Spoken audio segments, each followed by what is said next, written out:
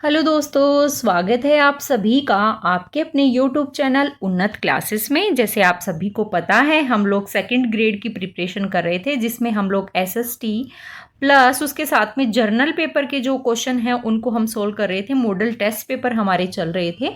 तो ये model test paper अगर आपने प्लेलिस्ट के जो नहीं देखी है तो उसका लिंक जो है मैं डिस्क्रिप्शन में डाल दूंगी, आप जरूर देखिएगा। बाकी एग्जाम आपके पास आ गई है, 7 सितंबर से एग्जाम स्टार्ट होने वाली है। एडमिट कार्ड बहुत जल्द आपको देखने को मिलेंगे। तो सभी बच्चों की तैयारी जो है वो जोरों शोरों से चल रही है। इन मॉडल टेस्ट पेपर के जरिए अपनी अपनी तैयारी को और मजबूत बनाना है। वीडियो को एंड तक जरूर देखना है, वीडियो को लाइक और शेयर जरूर करना है। चैनल को अभी तक सब्सक्राइब नहीं किया तो सब्सक्राइब कर लेना है, बेल आइकन को भी प्रेस कर लेना है, जिससे कि सबसे पहले नोटिफिकेशन आपको मिल सके। तो देखिए, हाँ, हमने रीट की प्रिपरेशन की, सीईटी की प्रिपरेशन की, फर्स्ट ग्रेड की, अभी सेकेंड ग्रेड की कर रही हैं। उन सभी का देखते हुए ही मैं मॉडल टेस्ट पेपर आपके लिए लेकर आती हूँ, क्योंकि बहुत सारे बच्चों ने बहुत अच्छा मतलब रिस्पॉन्स दिया है। तो इस वजह से ये मॉडल टेस्ट पेपर आपके चल रहे हैं। ये सारे आपके रिस्पॉन्स की वजह से मैं कार्य कर रही हूँ। तो ये द्वितीय श्रेणी सामान्य ज्ञान जीके के लिए हम मॉडल टेस्ट पेपर कर रहे हैं। पहला प्रश्न है हमारा, थार मरुस्थल में डांड के नाम से जाना जाता है, क्या जाना जाता है? तो देखिए, थार के मरुस्थल में चंद्राकार बालू का स्तूप जो है वो क्या बोलते हैं, उनको डांड बोलते हैं। अब डांड चंद्राकार बालू का स्तूप नहीं होते। चंद्राकार बालू का स्तूप के मध्य भाग में ये जो क्या होता है, जब हवा तेज चलती है तो ये रेत को उड़ा कर के लाती है और एक कैसी आकृति बनाती है, चंद्राकार आकृति बनाती है, जिससे क्या होता है, यहाँ एक टीला नुमा आकृति बन जाती है, चंद्राकार टीला नुमा आकृति।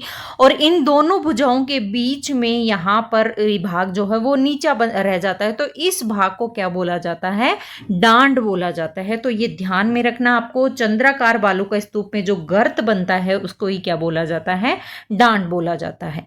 अगला क्वेश्चन है, कोपेन ने जलवायु प्रदेश के वर्गीकरण का आधार माना है, क्या माना है? तो देखिए, कोपेन ने जलवायु प्रदेश जो है वो उसका आधार माना है वनस्पति को। किसको माना है?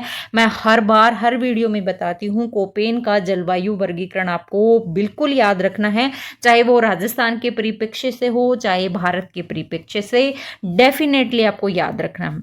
तो देखिए, कोपेन ने जलवायु प्रदेश के वर्गीकरण को कौन सा आधार माना है? वनस्पति को माना है प्राथमिक आधार।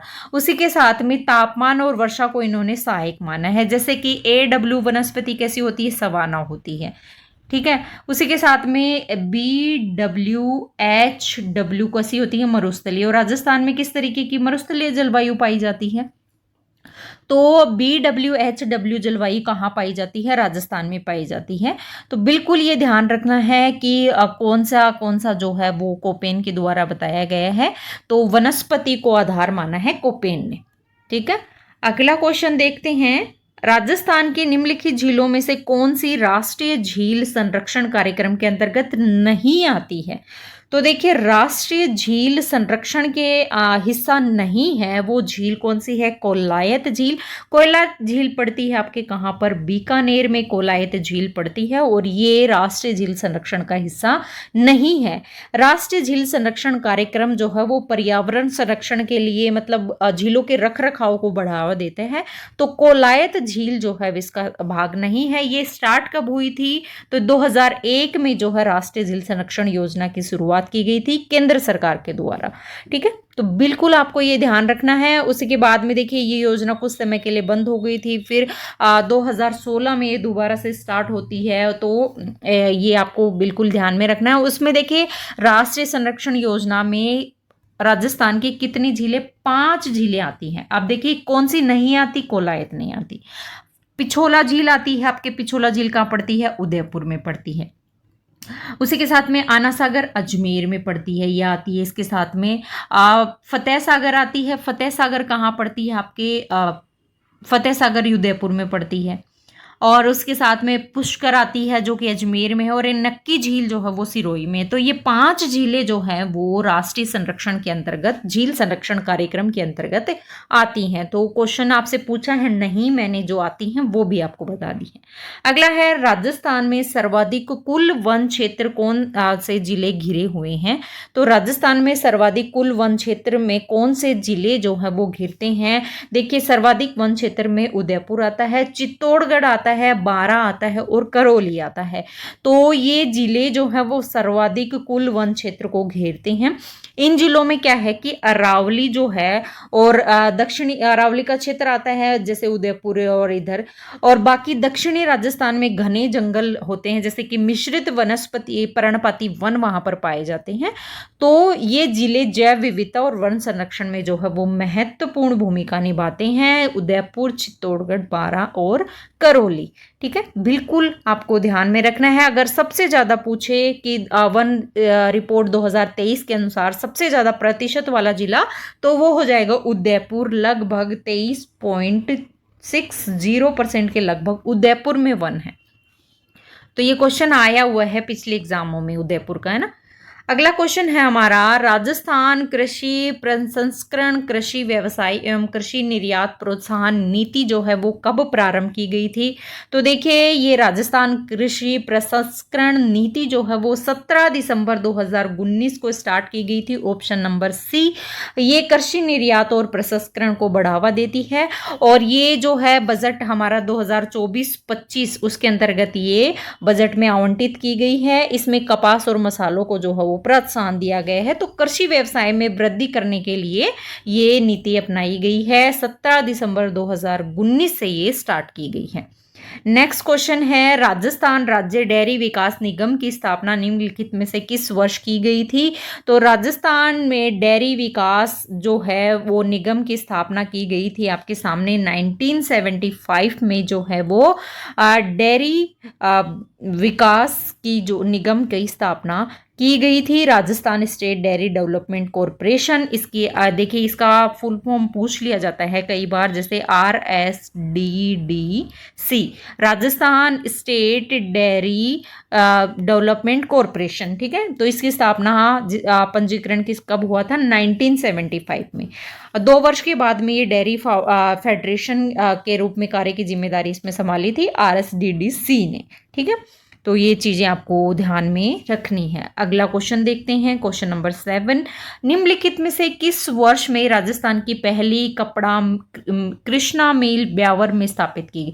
अब आपके सामने ये आ गया कि सबसे पहली कपड़ा मिल कौन सी है? तो कृष्णा मिल लिमिटेड है। अब ये कहाँ पर स्थापित की गई? ब्यावर में स्थापित की गई। कब की गई थी? 1889 में राजस्थान की पहली कपड़ा मिल कृष्णा मिल जो है वो ब्यावर में किसके द्वारा? सेठ दामोदर दास और कर्नल डिक्सन के द्वारा है ये कृष्णा मिल लिमिटेड जो है वो स्थापित की गई थी, दी कृष्णा मिल लिमिटेड। ठीक है, ये कहाँ मैंने बता दिया, और किसके द्वारा? कर्नल डिक्सन और सेठ दामोदर दास राठी के द्वारा। अगला क्वेश्चन देख लेते हैं। 2011 की जनगणना के अनुसार 90% से अधिक राजस्थान की कुल जनजातीय जनसंख्या में शामिल हैं। तो देखिए, 2011 की जनगणना के अनुसार राजस्थान की कुल जनसंख्या का जनजातीय जनसंख्या में 90% से अधिक अगर देखें तो वो कौन सी हो जाएगी? मीणा और भील जनजाति। कौन सी? मीणा और भील जो जनजाति है वो शामिल है 90% से भी ज्यादा। तो ऑप्शन नंबर ए में दिया गया है। मीणा लगभग 53% के लगभग, और भील जो है वो 39% के लगभग जो है वो आते हैं। तो राज्य की ये कौन सी जनजातियों में आते हैं?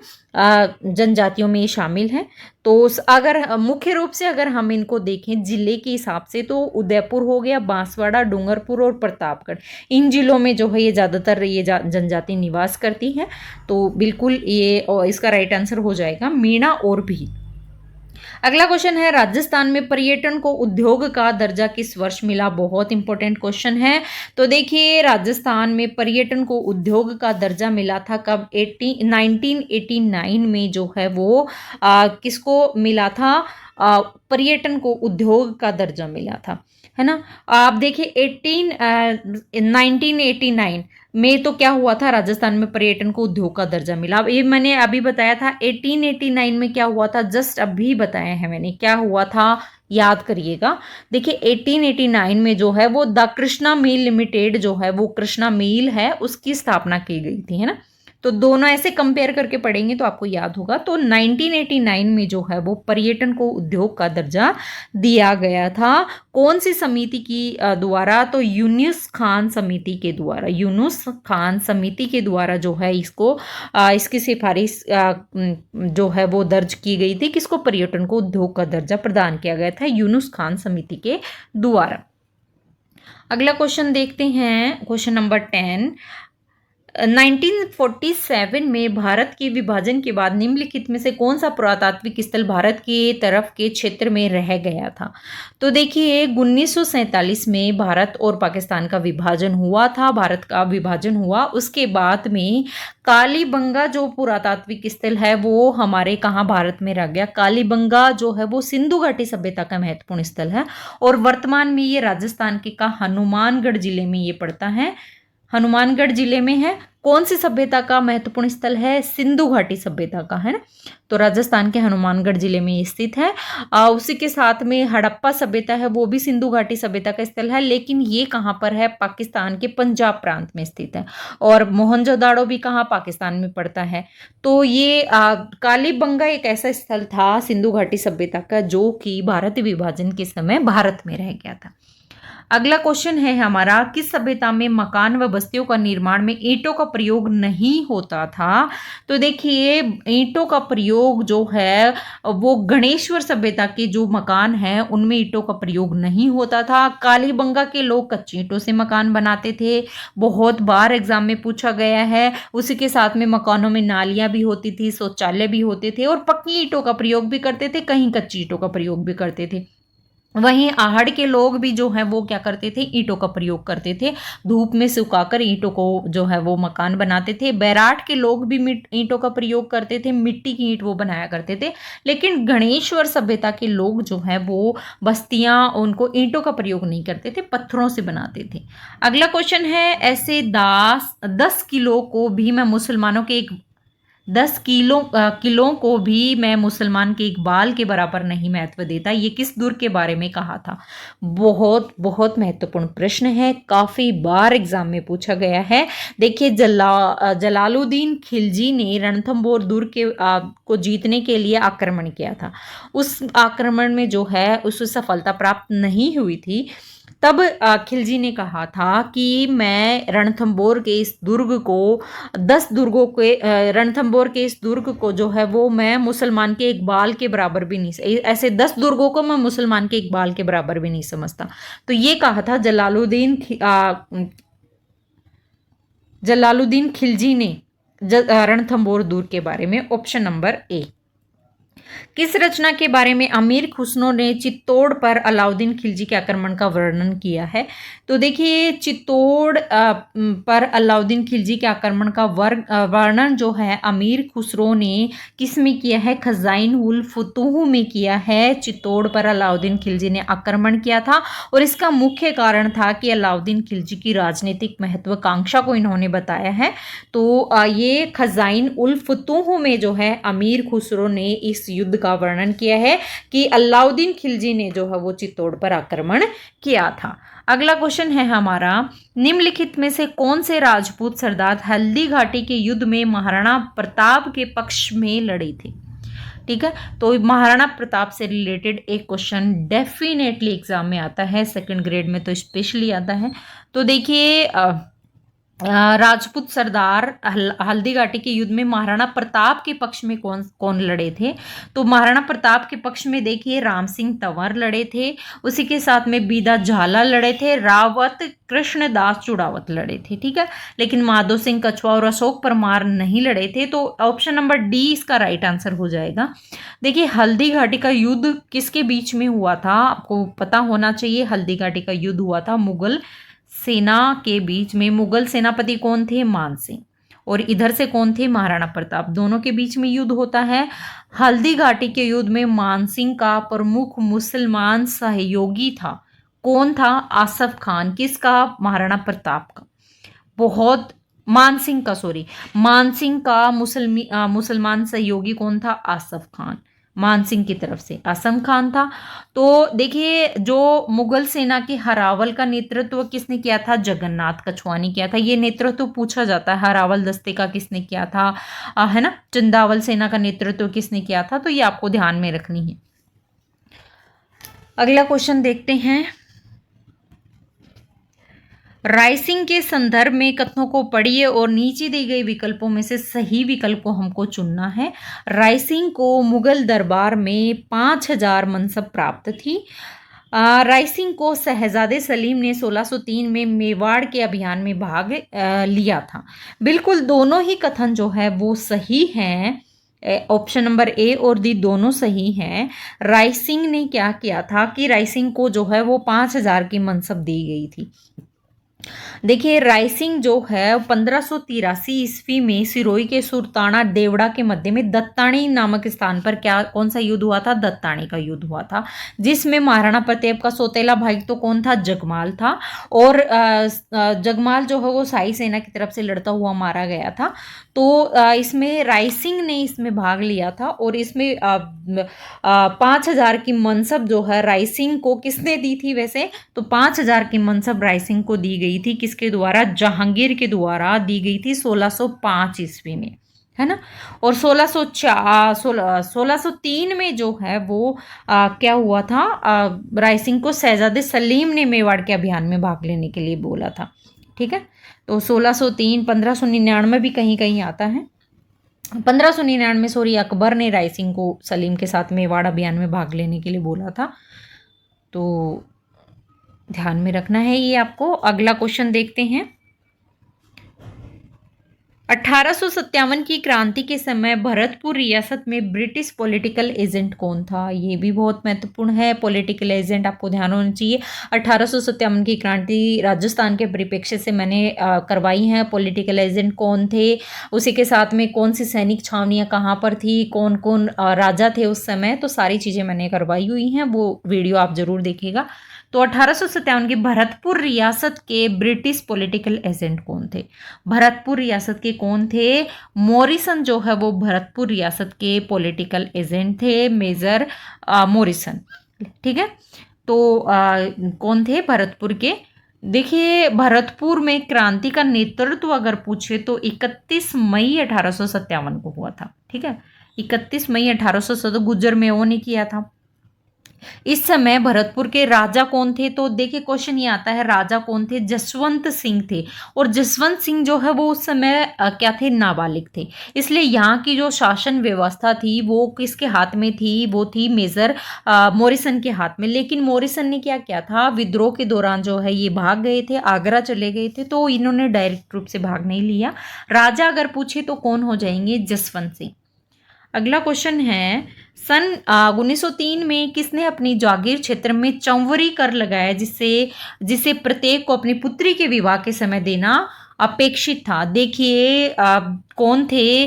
राव कृष्ण सिंह ने जो है वो 1903 में चंवरी कर लगाया था। 5 रुपए का ये कर था। तो इन्होंने ये कर लगाया था, किसानों से मतलब ये वसूल किया जाता था, जिसमें उसके बच्ची के विवाह के समय 5 रुपए का उन्हें कर देना होता था।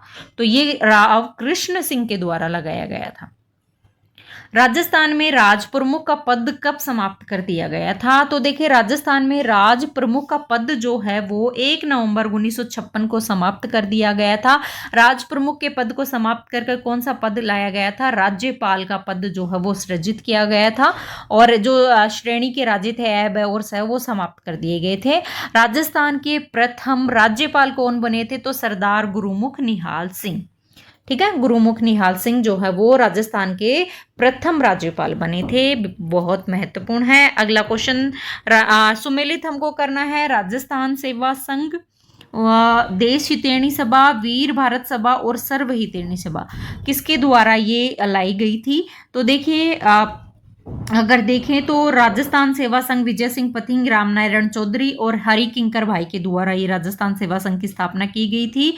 देश हितैषी सभा की स्थापना जो की गई थी वो महाराजा सज्जन सिंह के द्वारा, वीर भारत सभा की स्थापना वो केसरी सिंह बारठ के द्वारा और सर्व हितैषी सभा की स्थापना स्वामी गोपाल दास के द्वारा की गई थी। तो ये सारी चीजें आपको ध्यान में रखनी है। अगला क्वेश्चन है, भरतपुर प्रजामंडल निर्माण की घोषणा किस स्थान पर हुई थी? तो देखिए भरतपुर प्रजामंडल निर्माण की घोषणा जो वो हुई थी रेवाड़ी में। रेवाड़ी में जो है वो गोपीलाल यादव की अध्यक्षता में इस प्रजामंडल की स्थापना हुई थी। रेवाड़ी वैसे पड़ता कहाँ है? तो हरियाणा में। कहाँ पर पड़ता है? हरियाणा में जो है 1938 में भरतपुर प्रजामंडल की जो है वो घोषणा की गई थी गोपीलाल यादव के द्वारा। ठीक है, अगला क्वेश्चन देखते हैं, प्लेग रक्षक व ऊंटों के देवता के रूप में प्रसिद्ध लोक देवता कौन है? सभी को क्वेश्चन आता है। पाबूजी जो है वो ऊंटों के रक्षक देवता कहलाते हैं, प्लेग रोग के देवता भी कहलाते हैं। पाबूजी का जन्म जो है वो 1239 ईस्वी में कोलूमंड गांव में हुआ था। कोलूमंड कहाँ पड़ता है? फलोदी में। फलोदी कहाँ? जोधपुर में। ठीक है, तो पाबूजी जो है वो क्या कहलाते हैं? ऊंट रक्षक देवता और प्लेग रक्षक देवता कहलाते हैं। आप पाबूजी की देखिए और बहुत सारे नामों से इनको पुकारा जाता है, जैसे कि लक्ष्मण का अवतार भी पाबूजी को कहा जाता है, बहुत बार एग्जाम में पूछा जाता है। भालारा देवता बोलते हैं, हाड़फाड़ का देवता बोलते हैं।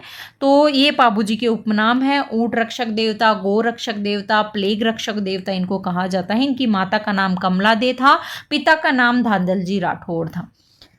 अगला क्वेश्चन है, दादू पंथ की मुख्य गद्दी कहाँ पर है?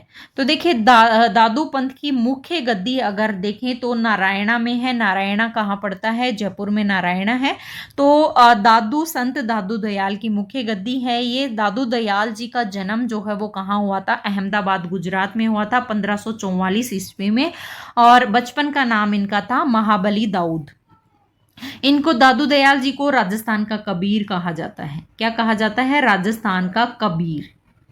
अब देखिए उपनाम आपको याद रखने हैं, जैसे लक्ष्मण का अवतार किसको कहा गया? पाबूजी को। वैसे ही राजस्थान का कबीर किसको कहा गया? संत दादू दयाल जी को कहा गया है। इनकी प्रधान पीठ कहाँ? नरेना या नारायणा जयपुर में इनकी प्रधान पीठ है, मुख्य गद्दी है ना। तो ये चीजें दादू दयाल जी के बारे में। अगला है, गागरोन का किला किन दो नदियों के मध्य स्थित है? तो गागरोन का किला देखिए काली सिंध और आहू नदियों के मध्य स्थित है। गागरोन का किला पड़ता कहाँ है? झालावाड़ जिले में जो है वो गागरोन का किला है। और ये किस तरीके का दुर्ग है? जल दुर्ग या ओदक दुर्ग भी इसको बोलते हैं। सारे दुर्गों के ये पता होने चाहिए। तो ओदक दुर्ग है, आहू और काली सिंध नदियों के संगम पर ये स्थित है। यहाँ पर देखिए एक बहुत महत्वपूर्ण चीज है, एक प्रमुख स्थल है यहाँ पे, संत सूफी हमीदुद्दीन चिश्ती या मीठे शाह की दरगाह भी इसको बोलते हैं, यहाँ पर स्थित है। और इसी के साथ में यहाँ पर जो है औरंगजेब के द्वारा बुलंद दरवाजे का निर्माण भी करवाया गया था। ठीक है, तो गागरोन का किला काली सिंध और आहू नदियों पर झालावाड़ जिले में है, ओदक या जलदुर्ग है। किशनगढ़ शैली का स्वर्णिम युग कौन सा है? तो देखिए किशनगढ़ शैली का स्वर्णिम युग अगर देखें तो राजा नगरी दास या सावंत सिंह का जो समय था वो किशनगढ़ चित्र शैली का स्वर्णिम काल था। इसको प्रकाश में लाने का श्रेय किसको जाता है? तो डॉक्टर फैयज अली और एरिक डिक्सन को जो है इसको प्रकाश में लाने का श्रेय दिया जाता है। और किशनगढ़ शैली आप सभी को पता है, ये कमल से भरे हुए सरोवर जैसे बहुत सारी चीज़ें यहाँ पे कृष्ण लीलाओं को दर्शाया जाता है। तो किशनगढ़ शैली बहुत ही सौंदर्य का चित्रण इसमें होता है। केले के पेड़, हंस, सरोवर, ये सभी चीज़ें यहाँ पर किशनगढ़ शैली में दर्शाई गई हैं। अगला है, धुलेव में स्थित प्रसिद्ध मंदिर किस जैन तीर्थंकर को समर्पित है? तो देखिए, धुलेव पड़ता कहाँ है? उदयपुर जिले में। कहाँ पर पड़ता है? उदयपुर में। यहाँ प्रसिद्ध मंदिर है ऋषभदेव जी का। ऋषभदेव जी कौन थे? ऋषभदेव जी जो है वो जैन धर्म के प्रथम तीर्थंकर, आदिनाथ भी इनको हम बोलते हैं। ऋषभदेव जी का मंदिर है उदयपुर के धुलेव में। तो ये भगवान किसको समर्पित है? ऋषभदेव जी को समर्पित है। अगला है, निम्नलिखित आभूषण समूह को कौन सा सही सुमेलित नहीं है पूछा है आभूषण समूह में। ठीक है, आंगटिया, कर्णफूल, पीपल पत्रा, झेला। ठीक है, कानों में तिमणिया, तुलसी, बजटी, हलरो, कंगन, नोगरी, गजरा और नेवरी। तो देखिए, ये आंगटिया, कर्णफूल, पीपल पत्रा सभी को पता है कान में पहने जाते हैं। वहीं तिमणिया, तुलसी, बजटी, हालरो ये गले में पहना जाता है। कंगन हाथ में पहना जाता है। उसी के साथ में नोगरी हाथ में पहना जाता है। गजरा हाथ में पहना जाता है। तो नेवरी जो है वो पाँव का आभूषण है। कहाँ का आभूषण हो गया? पाँव का। बाकी ये तीन किसके हैं? हाथ के आभूषण है। तो ये वाला ही गलत हो जाएगा यहाँ पर, है ना।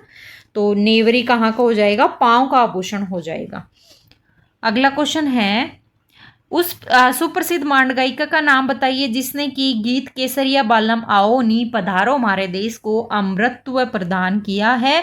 तो वो प्रसिद्ध जो गायिका है, मांड गायिका अल्लाह जिला बाई है, जिन्होंने केसरिया बालम आओ नी पधारो हमारे देश को अमृतत्व प्रदान करा। इनका जन्म जो है वो बीकानेर में हुआ है। कहाँ पर हुआ? बीकानेर में। इन्हें मरु कोकिला क्या कहा जाता है? मरु कोकिला कहा जाता है, मरुभूमि की कोकिला कहा जाता है। और 1982 में जो है इन्हें पद्मश्री से नवाजा गया और राजस्थान श्री सम्मान भी इनको प्रदान किया गया। उसी के साथ में देखिए, एक बहुत महत्वपूर्ण ये चीज़ है, 2012 में इनको मरणोपरांत राजस्थान रत्न पुरस्कार प्रदान किया गया। मरणोपरांत, है ना। कोटा, बूंदी, झालावाड़ और बारां क्षेत्र में बोली जाने वाली बोली का नाम बताइए। कोटा, बूंदी, बारां और झालावाड़ क्षेत्र में कौन सी बोली बोली जाती है? हाड़ौती क्षेत्र है, हाड़ौती बोली बोली जाती है। कौन सा युग्म असंगत है? अथर्णा माता बाड़मेर में। तो देखिए, पहला ही आपके सामने गलत हो जाएगा। अथर्णा माता का मंदिर बाड़मेर में नहीं, कहाँ पर है? बांसवाड़ा में जो है वो अथर्णा माता का मंदिर है। अथर्णा माता जो है वो बांगड़ के परमारों की जो है वो परमार शासकों के द्वारा इनको बनवाया गया था। तो अथर्णा माता का मंदिर आपके सामने कहाँ पर हो जाएगा? बांसवाड़ा में। बाकी हर्षद माता का मंदिर आवानेरी दौसा में है। विभीषण मंदिर कैथोन कोटा में है। हर्षनाथ मंदिर सीकर में है। और इसके साथ में जीर्ण माता का मंदिर भी हर्षनाथ मंदिर के पास में सीकर में। अगला क्वेश्चन है, निम्नलिखित में से कौन सी राज्यपाल के पद के लिए शर्तें हैं? वो भारत का नागरिक होना चाहिए। उसी के साथ में वह संसद के किसी सदन या किसी राज्य के विधानमंडल के किसी सदन का सदस्य नहीं हो। पूछा है, शर्तें होनी चाहिए। ठीक है, तो देखिए, वह अन्य कोई लाभ का पद धारण नहीं करेगा। वह 35 वर्ष की आयु पूरी कर चुका है। तो राज्यपाल का पद जो है वो, राज्यपाल की पद की शर्तें अगर देखें तो अनुच्छेद 158 में जो है वो राज्यपाल की पद की शर्तें दी गई हैं। तो देखिए, वह संसद के किसी सदन या किसी राज्य विधानमंडल सदन का सदस्य नहीं होना चाहिए। ठीक है, वह अन्य कोई लाभ का पद धारण नहीं करेगा, बिल्कुल नहीं करेगा। वो राज्यपाल के पद पर ही रहेगा। कोई भी लाभ का पद जो है वो नहीं होना चाहिए। तो संसद का सदस्य होना चाहिए या फिर विधानमंडल का सदस्य। यदि किसी सदन का सदस्य है तो पद ग्रहण से पूर्व उस सदन से क्या कर देगा? वो त्याग पत्र दे देगा। तो ये राज्यपाल की पद की क्या है? शर्तें हैं। तो इसमें राइट आंसर बी हो जाएगा। निम्नलिखित में से कौन सा युग्म सही सुमेलित नहीं है? अनुच्छेद 155 राज्यपाल की नियुक्ति है। अनुच्छेद 156 जो है वो राज्यपाल की नियुक्ति की शर्तें नहीं, अहर्ताएं, ये 156 में नहीं है ये। तो 156 में क्या आ जाएगा? 156 में राज्यपाल की पदावधि आ जाएगी। क्या आ जाएगी? राज्यपाल की पदावधि या कार्यकाल जिसको बोलते हैं हम, क्या बोलते हैं, कार्यकाल। राज्यपाल का पद मैंने अभी बताया था कौन से में, 153 में राज्यपाल का पद है कि प्रत्येक राज्य के लिए एक राज्यपाल होगा। 155 में राज्यपाल की नियुक्ति है। 156 में राज्यपाल की पदावधि है। 158 में राज्यपाल की पद की शर्तें हैं और 159 में राज्यपाल द्वारा शपथ या प्रतिमान है। ठीक है, अब देखिए राज्यपाल की अर्हताएं किस में दी गई हैं, तो वो दी गई हैं आपके सामने 157 में, जो ये चीज है ना, ये 157 में। तो ये राज्यपाल के पद से संबंधित क्वेश्चन। अगला है, भारत की संविधान की किस अनुसूची के तहत राज्य में राज्यपाल द्वारा मंत्री को पद एवं गोपनीयता की शपथ दिलाई जाती है। तो मंत्रियों को गोपनीयता की शपथ जो दिलाई जाती है वो तीसरी अनुसूची के तहत ये दिलाई जाती है। मंत्रियों को गोपनीयता की शपथ अनुच्छेद 164C के अंतर्गत जो है वो राज्य मंत्रियों को पद ग्रहण करने के पूर्व राज्यपाल पद और गोपनीयता की शपथ जो है उनको दिलाता है। अनुसूची कौन सी है, तीसरी अनुसूची में ये शपथ दिलाई जाती है। अगला क्वेश्चन है, संविधान के किस संशोधन के द्वारा अनुच्छेद 164A के बाद एक नया उपबंध 1A जोड़ा गया जो मुख्यमंत्री सहित मंत्रियों की अधिकतम संख्या की सीमा निर्धारित करता है। तो देखिए ये जोड़ा गया था कौन से संविधान संशोधन के तहत, 91वां संविधान संशोधन हुआ था 2003 में। उसके अंतर्गत 164A जो है वो मंत्री परिषद का आकार, राज्य मंत्री परिषद का आकार जो है वो जोड़ा गया था। अनुच्छेद 164A 91वां संविधान संशोधन 2003 में हुआ था और इसमें मंत्री परिषद के आकार को जो है वो सीमित किया गया था। नेक्स्ट क्वेश्चन है, राजस्थान लोक सेवा आयोग के प्रथम अध्यक्ष कौन थे। तो राजस्थान लोक सेवा आयोग के प्रथम अध्यक्ष थे A.K. घोष। A.K. घोष जो है वो 1949 से लेकर के 49 से 1950 तक रहे थे। उसके बाद में S.C. त्रिपाठी आते हैं, D.S. तिवारी और M.M. वर्मा। ठीक है, तो ये ध्यान रखने हैं, तीनों का सबका कार्यकाल मैंने बता दिया। A.K. घोष का बता दिया 1949 से 50, उसी के साथ में त्रिपाठी जी का आता है 50 से 51, तिवारी जी का आता है 51 से लेकर के 58 तक, 8 साल तक के रहे थे। उसी के साथ में M. वर्मा जी का कब आता है, 58 जनवरी से 58 से लेकर दिसंबर 58 तक। अगला है, राज्य के मुख्य सचिव को अवशिष्ट वसीयतदार कहा जाता है, जिसका अर्थ क्या होता है। देखिए वह ऐसे कार्य करता है जो विशिष्ट रूप से किसी सचिव को आवंटित नहीं किए जाते हैं, बिल्कुल अवशिष्ट वसीयतदार इसीलिए कहा जाता है मुख्य सचिव को, कि वो जो है वो विशेष मामलों को संभालता है, विशेष रूप से किसी अन्य सचिव के अधीन नहीं रखा गया हो, ऐसे मामले को संभालता है। राजस्थान राज्य मानवाधिकार आयोग के ऐसे अध्यक्ष को चिन्हित कीजिए जो उच्चतम न्यायालय के न्यायाधीश भी रहे हैं। तो ये कौन है, ये है सैयद सगीर अहमद, जो कि उच्चतम न्यायालय के न्यायाधीश भी रहे हैं और क्या रहे हैं, मानवाधिकार आयोग के अध्यक्ष भी रहे हैं। तो एकमात्र अध्यक्ष जिन्होंने अपना कार्यकाल पूर्ण किया तथा हिमाचल प्रदेश में लोकायुक्त रहे, कौन, नगेंद्र कुमार जैन। ठीक है, राजस्थान राज्य मानवाधिकार आयोग की प्रथम और एकमात्र महिला अध्यक्ष कौन रही है, कांति कुमार भटनागर। क्वेश्चन मैं करवा चुकी हूं आपको।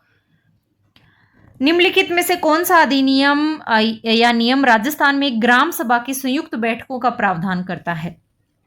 तो देखिए ग्राम सभा की संयुक्त बैठकों का प्रावधान करता है राजस्थान पंचायती राज उपबंध अनुसूचित क्षेत्रों में लागू होने के उपकरण नियम 2011, जो है वो क्या करता है, संयुक्त बैठकों का प्रावधान करता है राजस्थान ग्राम सभा में। अगला क्वेश्चन है, राजस्थान विधानसभा की प्रथम महिला अध्यक्ष कौन बनी है। तो राजस्थान विधानसभा की प्रथम महिला अध्यक्ष सभी को पता है, सुमित्रा सिंह जी हैं, पहली महिला विधानसभा अध्यक्ष है। प्रोटेम स्पीकर कौन है, कौन थी, तो गंगाराम चौधरी। इनकी विधानसभा चुनाव में जो है वो EVM का संपूर्ण रूप से प्रयोग किया गया था। प्रथम महिला मुख्यमंत्री कौन थी, तो ये भी सभी को पता है, श्रीमती वसुंधरा राजे। प्रथम महिला राज्यपाल श्रीमती प्रतिभा देवी सिंह पाटिल। तो प्रथम महिलाएं जरूर याद रखनी है।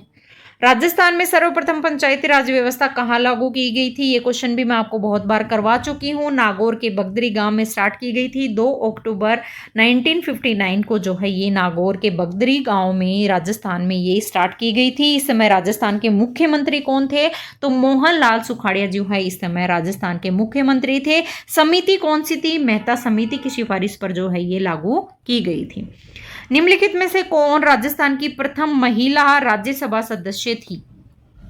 तो महिला राज्यसभा सदस्य कौन थी? शारदा भार्गव जी हैं, वो राजस्थान की राज्यसभा में भेजी जाने वाली पहली महिला क्या थी? सदस्य थी।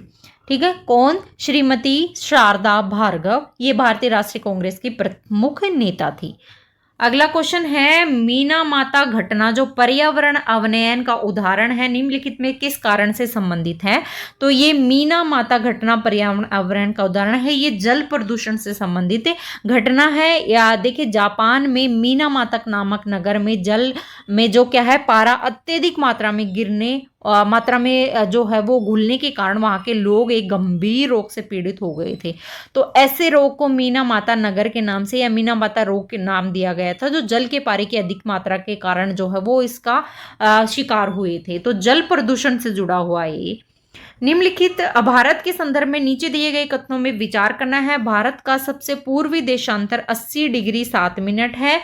भारत देश उत्तरी गोलार्ध में स्थित है। तो देखिए, पहला तो गलत है, दूसरा आपके सामने सही है कि भारत जो है वो उत्तरी गोलार्ध में स्थित है। बिल्कुल ऑप्शन नंबर 2 सही हो जाएगा। भारत अक्षांशीय और देशांतरी दृष्टि से जो है वो अक्षांशीय दृष्टि से किस में होगा? उत्तरी गोलार्ध में, और देशांतरी दृष्टि से किस में हो जाएगा? पूर्वी देशांतर पूर्वी गोलार्ध में स्थित हो जाएगा। स्थिति मैंने अच्छे से करवा दी है। अब देखिए, भारत की अक्षांशीय और देशांतरी स्थिति अगर देखें तो 8 डिग्री 4 मिनट से लेकर 37 डिग्री 6 मिनट उत्तरी अक्षांश हो गया। उसी के साथ में 68 डिग्री 7 मिनट से लेकर 97 डिग्री 25 मिनट जो है वो पूर्वी देशांतर में हो गया। तो ये भारत की स्थिति है। और भारत का उत्तरी बिंदु जो है वो इंदिरा कोल है, जो कि 37 डिग्री 6 मिनट पर उत्तरी अक्षांश पर स्थित है, जो कहाँ पर पड़ता है? लद्दाख में पड़ता है। तो ये ध्यान में रखना है, 37 डिग्री 6 मिनट। क्या इंदिरा कोल, यहाँ पर इंदिरा कोल है, यहाँ इंदिरा पॉइंट है ना। तो इंदिरा पॉइंट जो है वो कन्याकुमारी के केप कोमोरिन वाला है, 8 डिग्री 4 मिनट। इंदिरा पॉइंट अलग है, कन्याकुमारी केप कोमोरिन जो है भारत की मुख्य भूमि का दक्षिणतम बिंदु है, और भारत की उत्तरी बिंदु इंदिरा कोल है। दक्षिणतम बिंदु है वो कन्याकुमारी केप कोमोरिन है, जो कि तमिलनाडु में है, 8 डिग्री 4 मिनट पर स्थित है। अगला क्वेश्चन है, निम्नलिखित कथनों पर विचार कीजिए। भारत की स्थिति उष्ण कटिबंधी में होने के कारण अधिकतर वर्षा मानसूनी पवनों से होती है। अगला है, तो देखिए, बिल्कुल मानसूनी पवनों है। भारत की जलवायु को मानसूनी जलवायु कहा जाता है। बिल्कुल भारत की जलवायु को मानसूनी जलवायु कहा जाता है, क्योंकि भारत की स्थिति जो है वो उष्ण कटिबंधीय होने के कारण अधिकतम वर्षा कैसे होती है? मानसूनी पवनों से होती है। तो दोनों ही जो है वो बिल्कुल सही है। मानसून शब्द की उत्पत्ति किस शब्द से हुई, किस भाषा से हुई है? अरबी भाषा के मौसम शब्द से जो है वो मानसून शब्द की उत्पत्ति होती है। मौसम का अर्थ होता है पवनों की दिशा या मौसम के अनुसार उलट जाना। ठीक है, तो मानसूनी वर्षा मौसमी होती है, जून से सितंबर के दौरान ये वर्षा होती है। तो ए और बी दोनों ही सही हैं। नेक्स्ट क्वेश्चन है, लोहा इस्पात उद्योग में कच्चे माल के रूप में प्रयुक्त होते हैं। लोहा यस्क, कोयला, बॉक्साइट या चूना पत्थर। तो बिल्कुल देखिए, लोहा इस्पात में कच्चे माल के रूप में लोहा यस्क का इस्तेमाल होता है, कोयले का इस्तेमाल होता है, बॉक्साइट का नहीं होता, चूने पत्थर का होता है। तो ए नंबर का ऑप्शन जो है वो सही हो जाएगा। कच्चे माल के रूप में ये प्रयुक्त होते हैं। ये जो है एक तरीके के पोषक उद्योग होते हैं, जिनके उत्पाद अन्य उद्योगों के कच्चे माल के रूप में प्रयोग किया जाता है। तो ये राइट आंसर हो जाएगा ऑप्शन नंबर ए। निम्नलिखित में से कौन सी एक ठंडी जलधारा है? जलधाराएं भी मैंने आपको बताई हैं, बहुत अच्छे से करनी है। ब्राजील गर्म है, सोमालिया गर्म है। बेंगुला जलधारा जो है वो एक प्रकार की ठंडी जलधारा है। ब्राजील जो है वो गर्म जलधारा है। सोमालिया भी गर्म है, बता दिया। पृथ्वी विषुववृत्तीय जलधारा भी क्या है? गर्म है। लेकिन बेंगुला की धारा एक ठंडी जलधारा है, जो कि कहाँ? अफ्रीका के दक्षिणी पश्चिमी तट से ये सहारे निकलती है और उत्तर की ओर बहने लगती है। तो ये एक तरीके की ठंडी जलधारा है। कौन सी? बेंगुला की धारा। अगला है निम्नलिखित कथनों पर विचार कीजिए। व्यापारिक पवनों की तुलना में पछुआ पवनों का विक्षेपण अधिक होता है। तो बिल्कुल सही है। उत्तरी गोलार्ध में पछुआ पन्नी दक्षिणी गोलार्ध की पछुआ पवनों की तुलना में प्रबल नहीं, ये गलत हो जाएगा, उल्टा है। बल्कि उत्तरी गोलार्ध में पछुआ पवनों की दिशा दक्षिणी गोलार्ध की उत्तर पूर्व की ओर होती है। बिल्कुल ये वाला सही है। तो 1 और 3 जो है वो इसका राइट आंसर सी हो जाएगा, है ना। देखिए, उत्तरी गोलार्ध की तुलना में दक्षिणी गोलार्ध में महाद्वीपों का अभाव पाया जाता है। इस कारण दक्षिणी गोलार्ध में जो समुद्री भाग है वो अधिक होने के कारण पछुआ पवनों की गति वो कैसी होगी? तीव्र होगी, है। उसी के साथ में उत्तरी गोलार्ध में इनकी दिशा दक्षिण पश्चिम से उत्तर पूर्व की ओर और दक्षिणी गोलार्ध में जो है वो इनकी दिशा उत्तर पश्चिम से कैसी हो जाएगी? दक्षिण पूर्व की ओर हो जाएगी। तो ये पछुआ पवनों की दिशाएं आपको याद रखनी है। और एक पछुआ पवनों से रिलेटेड गरजती, चालीचाप, प्रचंड, 50, चिकती, साटा, ये चीजें भी आपको ध्यान में रखनी है। काफी बार एग्जाम में पूछा जाता है क्वेश्चन। नेक्स्ट है, सूची दी गई है, सुमेलित हमको करना है। किम्बरेला का पठार, कोराट का पठार, मिसोरी का पठार, यूनान का पठार। तो देखिए, किम्बरेला का पठार जो है वो कहाँ पर पड़ता है? वो पड़ता है आपके ऑस्ट्रेलिया में। कोराट का पठार थाईलैंड में पड़ता है। मिसोरी का पठार जो है वो यूएसए में है। और यूनान का पठार आपके कहाँ? चीन में है। तो ये मैच अगर देखें तो 1 में 2 हो जाएगा, 2 इसमें है सिर्फ बी ऑप्शन में। अगला है, भारत की ऐसी कौन सी नदियां हैं जिनका उद्गम एक ही स्थान से होता है लेकिन प्रवाह क्षेत्र एक दूसरे के विपरीत होता है? तो ऐसी कौन कौन सी नदियां हैं? देखिए, नर्मदा नदी हो गई और सोम नदी, जिनका उद्गम एक ही स्थान से लेकिन प्रवाह क्षेत्र अलग अलग होता है, एक दूसरे के बिल्कुल विपरीत होता है। तो ए और बी जो है, 1 और 2 एकदम सही है। सिंधु नदी का उद्गम कहां पर होता है? तिब्बत क्षेत्र, कैलाश श्रेणी से इसका उद्गम होता है। कौन से हिमनद से? बोखरचू हिमनद से। वहीं ब्रह्मपुत्र का उद्गम अगर देखें तो ये भी कैलाश पर्वत श्रेणी से, मानसरोवर झील के निकट। कौन सा? चेमयांगडुंग ग्लेशियर, सभी को पता है। नर्मदा का उद्गम कहां से होता है? छत्तीसगढ़ के मैकाल पर्वत के समीप। कहां? अमरकंटक पे पहाड़ से, अमरकंटक। और सोम का भी कहां? सोम का कहां पर होता है? सोम का होता है उद्गम बिछामेड़ी की पहाड़ियां, ऋषभदेव उदयपुर से, जो कि बेणेश्वर डूंगरपुर में आकर कहां? माही नदी में मिल जाती है। तो लेकिन प्रवाह एक दूसरे के विरुद्ध। तो ये हो जाएंगी नर्मदा और कौन सी? सोम नदी। अगला क्वेश्चन है, निम्नलिखित में कौन सी खरीफ की फसलें हैं? खरीफ की, रबी की, जायद की, तीनों फसलें आपको याद होनी चाहिए। तो देखिए, खरीफ की फसल जो है उसके अंतर्गत आपके सामने कौन कौन सी फसलें आती हैं। खरीफ की फसल में जैसे चावल हो गया, मक्का हो गया, बाजरा हो गया, ज्वार हो गया, मूंग, उड़द, कपास, मूंगफली, सोयाबीन, अरहर, ये सारी फसलें जो है वो खरीफ की फसल होती है। खरीफ की फसल जो है वो जून जुलाई में बोई जाती है और काटी कब जाती है? सितंबर अक्टूबर में ये काटी जाती है। खरीफ की फसल का ये काल होता है। उसी के साथ में कौन कौन सी हो जाएगी खरीफ की आपके सामने? तो खरीफ की फसल में हो जाएगी मक्का, हो जाएगी बाजरा, हो जाएगी चना। खरीफ की नहीं, चना जो है वो किसकी? रबी की फसल है ना। चना किसकी हो जाएगी? रबी की। सोयाबीन खरीफ की हो जाएगी। तो 1, 2 और 4। तो चना, जो गेहूं, मटर, सरसों, ये सभी जो है वो रबी की फसल है, ना कि खरीफ की। भारत की जनगणना में किस वर्ष प्राकृतिक वृद्धि दर सबसे कम थी? काफी बार करवा चुकी हूँ। 1921 में जो है वो जनगणना प्राकृतिक वृद्धि दर सबसे कम थी, 1921 में। ठीक है, 1921 से 31 में लगभग 1911 से 21 में -0.31% के लगभग थी, नकारात्मक थी, है ना। अगला है,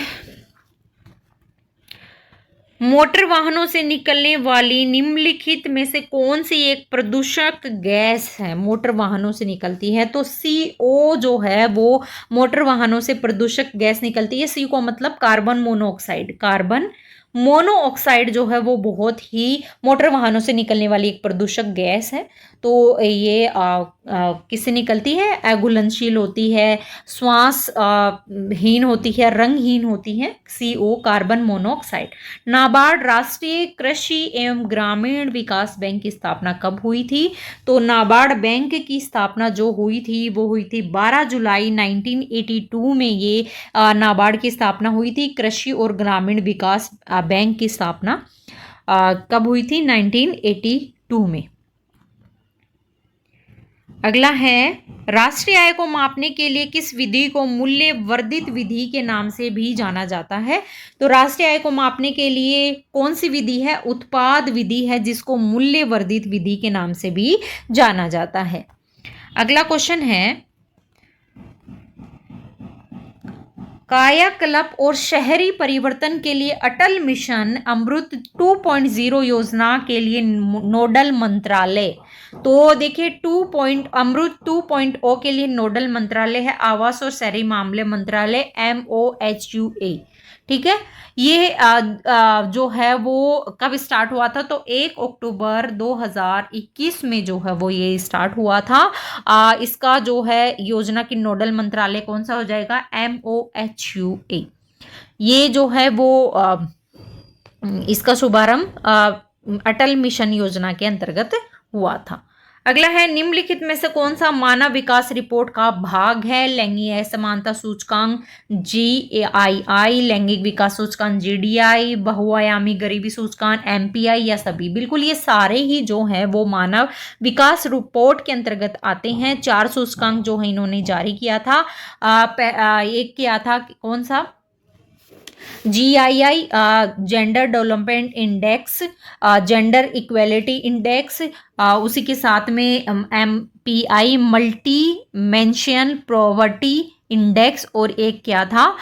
equality adjustment human development index. तो ये 4 तरीके के इंडेक्स जो है इन्होंने जारी किए थे मानव विकास सूचकांक के द्वारा। अगला है, भारतीय संविधान के किस अनुच्छेद के अंतर्गत पंचायती राज संस्थाओं को संवैधानिक दर्जा प्रदान किया गया था? ये किया गया है कौन से उसके अंतर्गत?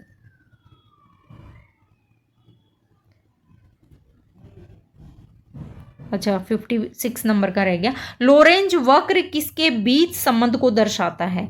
तो देखिए, लोरेंज वक्र जो है वो जनसंख्या और आय वितरण के बीच संबंध को दर्शाता है। SST का भी बहुत महत्वपूर्ण प्रश्न है ये। लोरेंज वक्र जो है वो विकसित किसके द्वारा किया गया था? मैक्स और लोरेंज के द्वारा 1905 में जो है इसको विकसित किया गया था। और आय वितरण और जनसंख्या के बीच असमान संबंध को ये प्रस्तुत करता है। A नंबर का। भारतीय संविधान के किस अनुच्छेद के अंतर्गत पंचायती राज संस्थाओं को संवैधानिक दर्जा प्रदान किया गया था? तो ये किया गया था अनुच्छेद कौन से के अंतर्गत? 243 के अंतर्गत, 243B के अंतर्गत पंचायती राज संस्थाओं को संवैधानिक मान्यता प्रदान की गई थी। 256 में है राज्य और संघ की बाध्यता आती है। 154 के अंतर्गत जो आता है राज्य की कार्यपालिका शक्ति आती है, बहुत बार करवा चुकी हूँ। 368 में संविधान संशोधन आता है। अगला क्वेश्चन है, भारतीय संविधान के किस अनुच्छेद के अंतर्गत छुआछूत अपराध घोषित किया गया है? बहुत बार क्वेश्चन एग्जाम में पूछा गया है। अस्पृश्यता का अंत कौन से अनुच्छेद में? अनुच्छेद 17 में जो है वो अस्पृश्यता का अंत है। अधिनियम कौन सा है? तो अस्पृश्यता अपराध अधिनियम 1955 के अंतर्गत। अगला है, संवैधानिक उपचारों का मौलिक अधिकार किस अनुच्छेद के अंतर्गत आता है? तो संवैधानिक उपचारों का मौलिक अधिकार अनुच्छेद 32 के अंतर्गत आता है। अनुच्छेद 32 में जो है वो संवैधानिक उपचारों का अधिकार दिया गया है और इसे भारतीय संविधान की आत्मा कहा गया है। किसके द्वारा? डॉक्टर भीमराव अंबेडकर के द्वारा अनुच्छेद 32 को भारतीय संविधान की आत्मा कहकर संबोधित किया गया है। इसमें क्या होता है कि जो भारतीय क्षेत्र का कोई भी व्यक्ति है अपने मौलिक अधिकार की रक्षा के लिए सीधे कहाँ? सर्वोच्च न्यायालय में अपील कर सकता है अनुच्छेद 32 के तहत। इसलिए इसको मौलिक अधिकारों का क्या कहा गया है? संविधान की आत्मा कहा गया है, संविधान की प्राचीर कहा गया है। अगला क्वेश्चन है, भारत की राष्ट्रपति का चुनाव पद्धति क्या है? तो भारत के राष्ट्रपति की चुनाव पद्धति आनुपातिक प्रतिनिधित्व पद्धति के अनुसार एकल संक्रमणीय मत प्रणाली के द्वारा अनुच्छेद 55 के अनुसार जो है वो राष्ट्रपति का निर्वाचन होता है। किस मत के द्वारा, किस पद्धति के द्वारा? तो इसके द्वारा। अगला है 2003 में किस देश में रोज रिवॉल्यूशन यानी गुलाबी क्रांति हुई थी? तो गुलाबी क्रांति जो हुई थी वो किसमें? जॉर्जिया में हुई थी 2003 में, गुलाबी क्रांति, रोज रिवॉल्यूशन। ठीक है, तो ये कहां पर हुई थी? जॉर्जिया में। अगला क्वेश्चन है संविधान के किस अनुच्छेद के अंतर्गत राज्य में राष्ट्रपति का शासन लागू होता है? तो देखिए ये शासन आपको याद रखने हैं। अनुच्छेद 356 में राष्ट्रपति शासन लागू होता है। राज्य को संवैधानिक तंत्र के विफल हो जाने की दशा में राज्य में राष्ट्रपति शासन लागू होगा। अनुच्छेद 360 में जो है वो वित्तीय आपातकाल से संबंधित ये जुड़ा हुआ है। किससे संबंधित? वित्तीय आपातकाल से। 362 जो है वो देशी राज्य के शासकों और अधिकारों के विशेषाधिकार हैं। 256 में जो है वो राज्य और संघ की बाध्यता है। तो अनुच्छेद 352, 356 और 360 जो है वो आपातकाल से जुड़े हुए हैं, याद रखने हैं। अगला है भारतीय संविधान में नीति निर्देशक तत्व कहाँ से लिए गए हैं? तो नीति निर्देशक तत्व सभी को पता है आयरलैंड से लिए गए हैं। भाग 4 के अनुच्छेद 36 से लेकर के 51 तक जो है वो राज्य के नीति निर्देशक तत्वों का वर्णन मिलता है। नीति निर्देशक तत्वों का उद्देश्य भारत में कल्याणकारी राज्य की स्थापना करना होता है और इसमें नागरिकों के प्रति राज्य के कर्तव्य दिए गए हैं अनुच्छेद 36 से लेकर 51 तक। क्योटो प्रोटोकॉल का संबंध निम्नलिखित में से किससे है? तो क्योटो प्रोटोकॉल का संबंध भूमंडलीकरण, ऊष्मीकरण को कम करने के लिए जो है क्योटो प्रोटोकॉल का जो है वो दिया गया है। क्योटो प्रोटोकॉल जो है जापान में 11 दिसंबर 1997 को जो है वो अधिकृत किया गया था। कहां पर? जापान में। 13वें वित्त आयोग के अध्यक्ष कौन थे? तो 13वें वित्त आयोग के अध्यक्ष थे वो थे विजय केलकर। 13वें वित्त आयोग के अध्यक्ष थे। वित्त आयोग जो है वो भारतीय संविधान के अनुच्छेद 280 के अंतर्गत आता है। अर्ध न्यायिक निकाय के रूप में वित्त आयोग की व्यवस्था की गई है और राष्ट्रपति के द्वारा 5 वर्ष के लिए जो है इसका गठन किया जाता है। एक आयोग का अध्यक्ष होता है और 4 इसके सदस्य होते हैं जो कि राष्ट्रपति के द्वारा नियुक्त किए जाते हैं, है ना। अगर प्रथम वित्त आयोग के अध्यक्ष पूछे तो वो कौन थे? के.सी. नियोगी, काफी बार एग्जाम में पूछा गया है। और 13वें वित्त आयोग के अध्यक्ष डॉक्टर विजय केलकर और 15वें वित्त आयोग के अध्यक्ष कौन थे? एन.के. सिंह। अगला है भारतीय संविधान प्रारूप समिति के अध्यक्ष कौन थे? तो प्रारूप समिति के अध्यक्ष कौन थे? डॉक्टर भीमराव अंबेडकर। प्रारूप समिति या ड्राफ्टिंग कमेटी, इसका गठन जो है वो कब हुआ था? 29 अगस्त 1947 को इस कमेटी का गठन हुआ था और इस प्रारूप समिति की प्रथम बैठक जो है वो 30 अगस्त 1947 को हुई थी। इसके अध्यक्ष वो कौन थे? डॉक्टर भीमराव अंबेडकर थे। इसके अलावा इस समिति के 7 सदस्य और थे। तो सदस्य अगर आप कहें तो बताऊं, Gopal Swami Ayyangar, doctor K M. Munshi, doctor Bhimrao Ambedkar पता ही दिया अध्यक्ष थे, आलादी कृष्ण स्वामी अय्यर, सैयद मोहम्मद शाहदुल्ला और माधव राव और इसी के साथ में टी.टी. कृष्णमाचारी। ये 7 सदस्य थे इसके। अगला क्वेश्चन है भारतीय संविधान की उद्देशिका में संशोधन किया गया। देखिए भारतीय संविधान की उद्देशिका में 42वां संविधान संशोधन किया गया 1976 में। उद्देशिका यानी प्रस्ताव में अब तक सिर्फ कितनी बार? एक बार संशोधन हुआ है। 42वां संविधान, 42वां यार, 44वां कहाँ लगा रही हूं मैं? डी ऑप्शन, 42वां था 1976 में, है ना। एक बार संशोधन हुआ है और इस संशोधन के द्वारा जो है वो 3 शब्द जोड़े गए थे। कौन कौन से? अखंडता, अखंडता, समाजवाद और पंथ निरपेक्षता। ये 3 शब्द जोड़े गए हैं 42वां संविधान संशोधन 1976। अगला है संविधान में मौलिक कर्तव्य किस अनुच्छेद में दिए गए हैं? तो देखिए भारतीय संविधान में 42वां संविधान संशोधन 1976 क्या बोल रही हूँ, ये हुआ था। इसी 1946 में 42वें संविधान संशोधन के अंतर्गत उद्देशिका में जो क्या किया गया था वो उद्देशिका में संशोधन किया गया था। 42वें संविधान संशोधन 1976 के अंतर्गत ही सरदार स्वर्ण सिंह समिति की सिफारिश पर 10 मौलिक मूल कर्तव्य जो है वो संविधान के भाग 4A में, ये मूल संविधान में नहीं थे, संशोधन के द्वारा ये लाए गए हैं। भाग अच्छे से यहाँ लिख दूं। सबसे पहले कौन सा संविधान संशोधन? 42वां संविधान संशोधन 1976 में स्वर्ण सिंह समिति की सिफारिश पर कितने मूल कर्तव्य जो हैं वो 10 मूल कर्तव्य।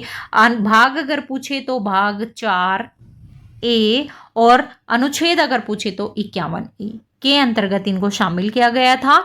तो मूल संविधान में इनका उल्लेख नहीं है, इनका जो है वो संशोधन के द्वारा इनको जोड़ा गया। तो कौन से अनुच्छेद में पूछा है? 51A में इनका वर्णन है। वैसे लिए कहाँ से गए हैं मूल कर्तव्य? तो सोवियत रूस से जो है वो मूल कर्तव्य लिए गए हैं। संविधान के किस अनुच्छेद के अंतर्गत राष्ट्रपति पर महाभियोग चलाया जा सकता है? तो अनुच्छेद 54 में किसका? राष्ट्रपति के निर्वाचन का उल्लेख आता है। अनुच्छेद 51 में है अंतर्राष्ट्रीय शांति और सुरक्षा बनाए रखना आता है। 61 के अंतर्गत राष्ट्रपति पर महाभियोग चलाने की प्रक्रिया आती है, ऑप्शन नंबर सी। 70 के अंतर्गत अन्य आकस्मिकताएं जो राष्ट्रपति के कार्यों को निर्वहन करता है वो सभी आते हैं। चारों अनुच्छेद बता दिए। अगला है भारतीय संविधान में जम्मू कश्मीर को विशेष दर्जा दिया गया। तो देखिए जम्मू कश्मीर को विशेष दर्जा अनुच्छेद 370 के अंतर्गत दिया गया। ये एक तरीके का अस्थायी उपबंध था। तो अनुच्छेद 370 जो है वो राइट आंसर होगा। कगारवाद का सिद्धांत किसने दिया था? कगारवाद का सिद्धांत देने वाले थे जॉन फोस्टर डेलेस। इन्होंने कगारवाद का सिद्धांत दिया था।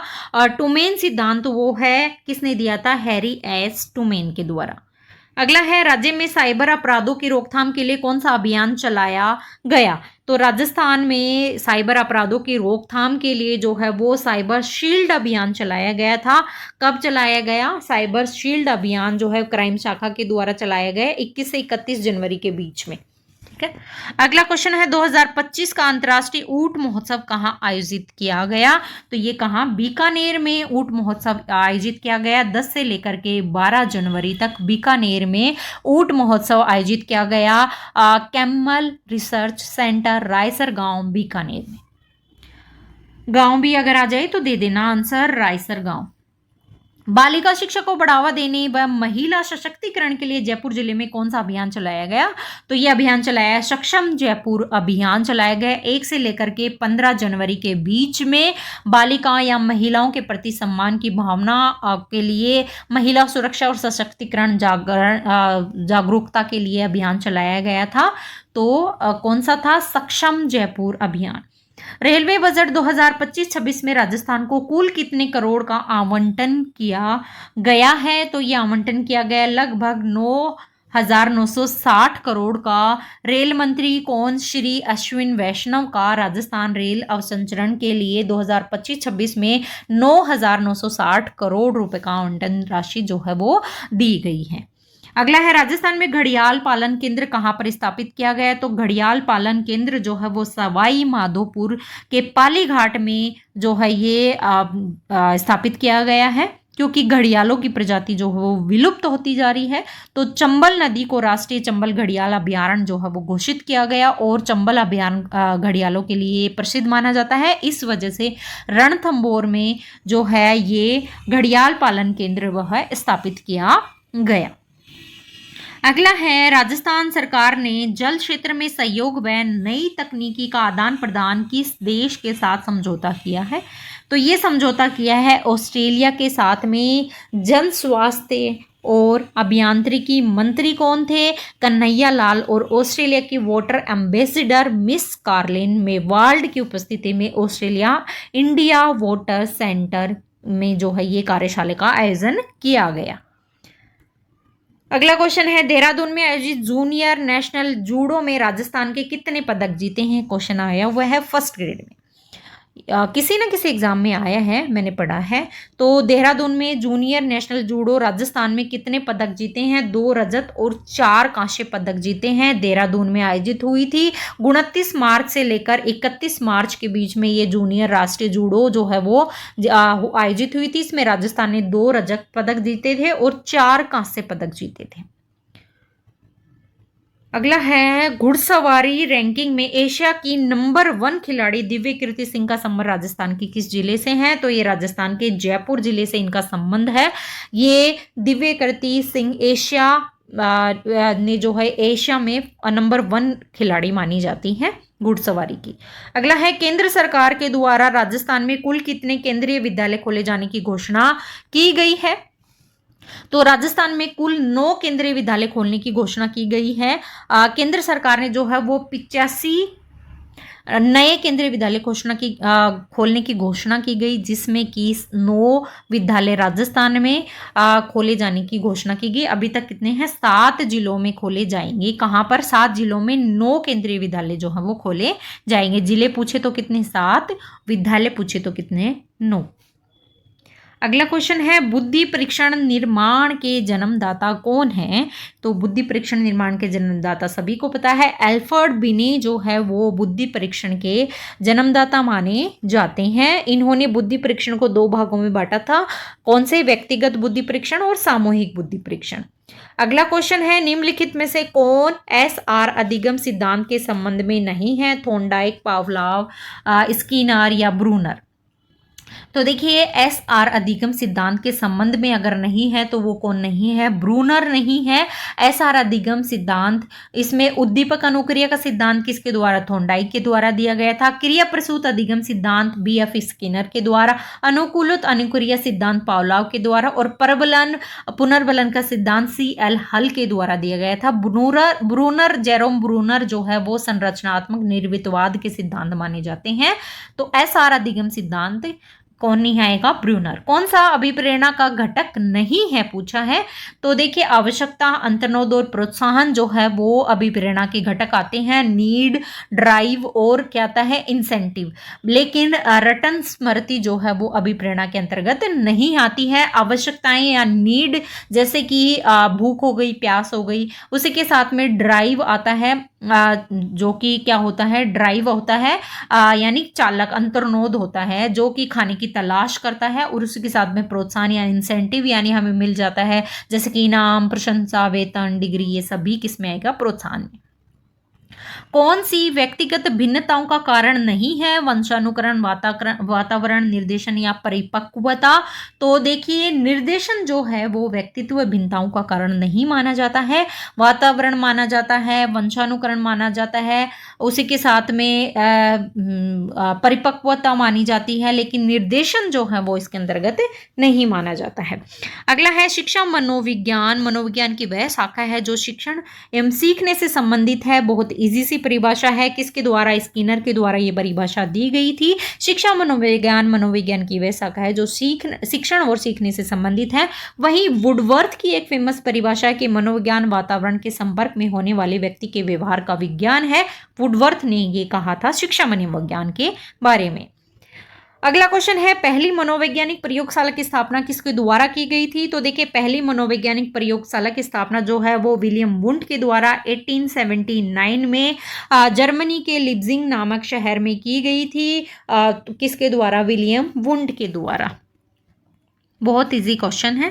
नेक्स्ट क्वेश्चन है, निम्नलिखित में कौन सा स्प्रेंगलर के द्वारा दिया गया व्यक्तित्व का वर्गीकरण नहीं है? देखिए, स्प्रेंगलर ने व्यक्तित्व का वर्गीकरण जो है वो उनकी बुक थी, कौन सी? Types of man. पहले भी मैं आपको बता चुकी हूँ, SST वाले पेपर में आया था, नहीं पिछले पेपर में मैंने बताया था। टाइप्स ऑफ मैन जो है वो स्प्रेंगलर की बुक है। इसमें सामाजिक कार्य और स्थिति के आधार पर इन्हें व्यक्तित्व को 6 भागों में डिवाइड किया था। कितने भागों में? इसमें सामाजिक प्रकार के व्यक्ति आते हैं, आर्थिक प्रकार के आते हैं, सैद्धांतिक प्रकार के, राजनीतिक प्रकार, धार्मिक प्रकार और सौंदर्यात्मक प्रकार, 6 प्रकार बताए हैं। तो वर्गीकरण नहीं है कौन से प्रकार का? सुडोल काय तरीके का नहीं है। सैद्धांतिक, कलात्मक, सामाजिक के आते हैं, तो सुडोल काय नहीं है। अच्छे समायोजन, अब सुडोल काय किसने दिया वो आप बताएंगे, कमेंट करके देखती हूँ कितने अच्छे से आप वीडियो देख रहे हैं। अच्छे समायोजन की विशेषता है संवेगात्मक अस्थिरता नहीं। आत्मविश्वास में कमी क्या होगा? नहीं। सहनशीलता जो है एक अच्छे समायोजन की विशेषता है। आत्मविश्वास होना चाहिए, संतुलित होना चाहिए, संतुष्ट होना चाहिए, नियमित दिनचर्या होनी चाहिए, सामाजिकता होनी चाहिए, वो अच्छे एक समायोजन की विशेषता मानी जाती है। सहनशीलता होना चाहिए। ब्रिजेस के अनुसार उत्तेजना भाग है, किसका भाग है? मानसिक विकास का भाग माना जाता है ब्रिजेस के अनुसार। ब्रिजेस देखिए एक महिला मनोवैज्ञानिक थी, कहीं आप ये भी क्वेश्चन आ सकता है महिला थी या पुरुष, तो ब्रिजेस एक महिला मनोवैज्ञानिक थी। तो इन्होंने जो है वो उत्तेजना संवेगात्मक विकास का भाग है ये माना था। अगला क्वेश्चन है निम्नलिखित में अभिवृत्ति मापन की विधि नहीं है पूछा है। तो अभिवृत्ति मापन की विधि लिंकर्ट स्केल मानी जाती है।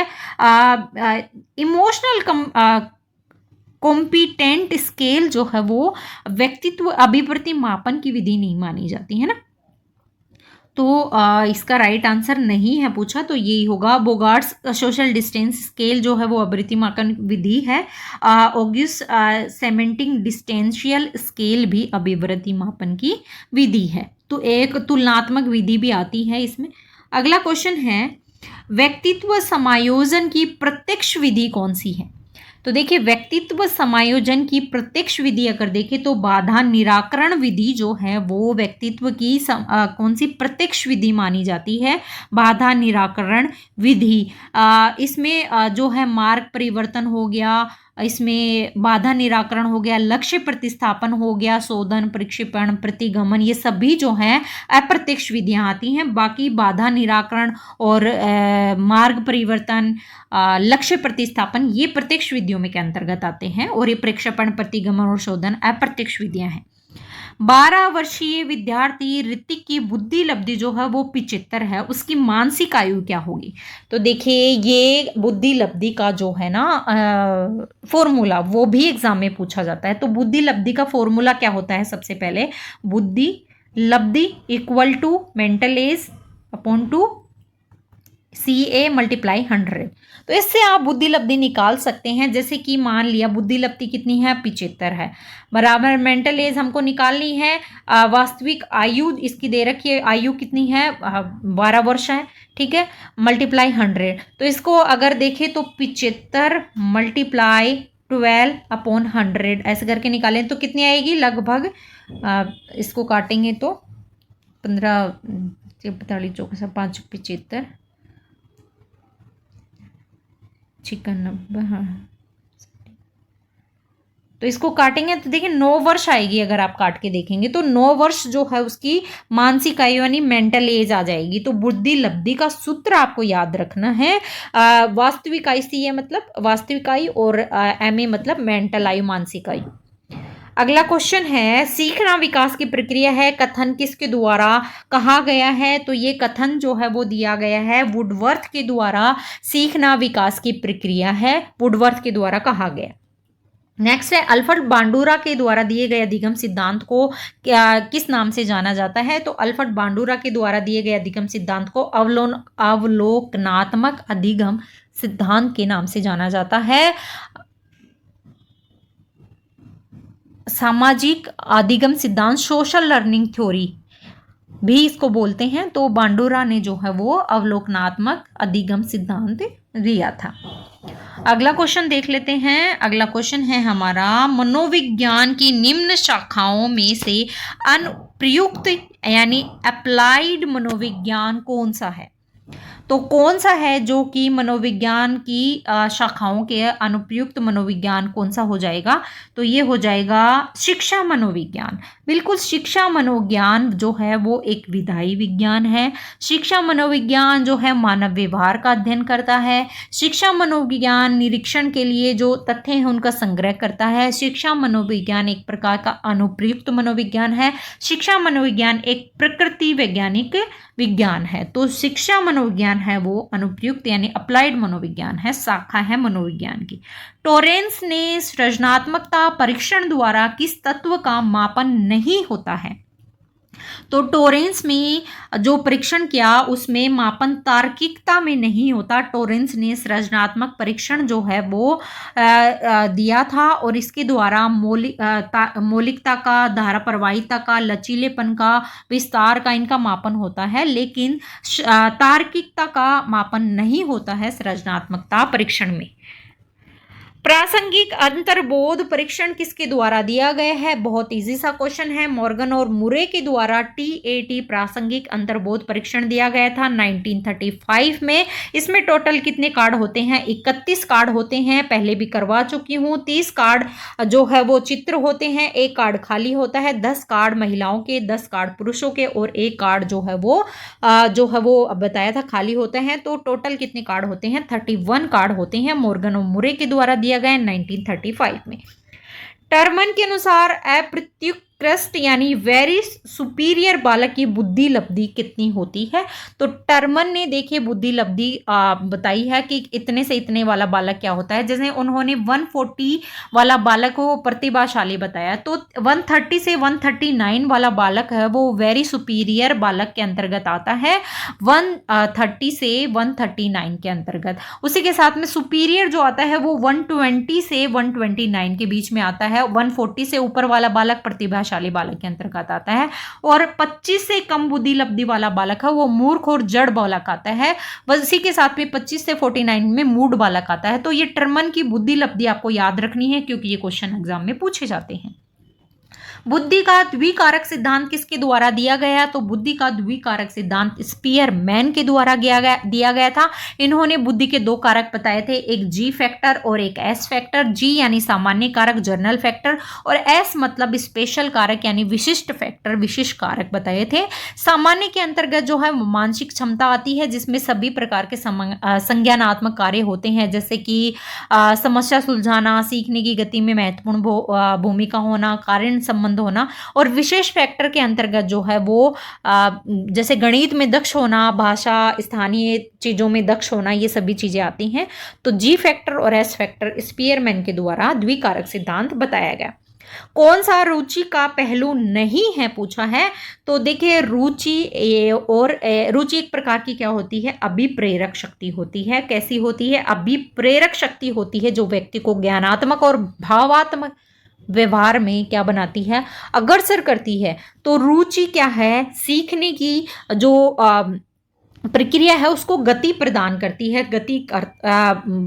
पहलू नहीं, अनुभव करना होता है, इच्छा करना होता है, जानना होता है, लेकिन जो है केंद्रीय गति है, ना कि गति करना इसके अंतर्गत नहीं आएगा। इसमें जानना, इच्छा करना, रुचि, आवश्यकता, इच्छा और लक्ष्यों पर ज्यादा संबंधित होती हैं। तो गति करना इसका पहलू नहीं होगा रुचि का, इच्छा होगा, अनुभव करना होगा, जानना होगा, क्योंकि ये अभिप्रेरक शक्ति मानी जाती है। तो राइट आंसर ए हो जाएगा इसका। तो ये थे हमारे जर्नल पेपर के most important 100 question. I hope आपको वीडियो पसंद आया है। वीडियो को लाइक और शेयर जरूर करना है। चैनल को अभी तक सब्सक्राइब नहीं किया तो सब्सक्राइब भी कर लेना है। बेल आइकन को भी प्रेस कर लेना है, जिससे कि सबसे पहले नोटिफिकेशन आपको मिल सके।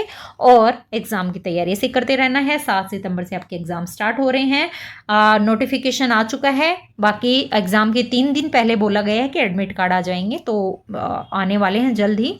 तो मिलते हैं फिर कुछ ऐसे ही महत्वपूर्ण प्रश्नों के साथ और एक नई वीडियो में। जय हिंद, जय भारत।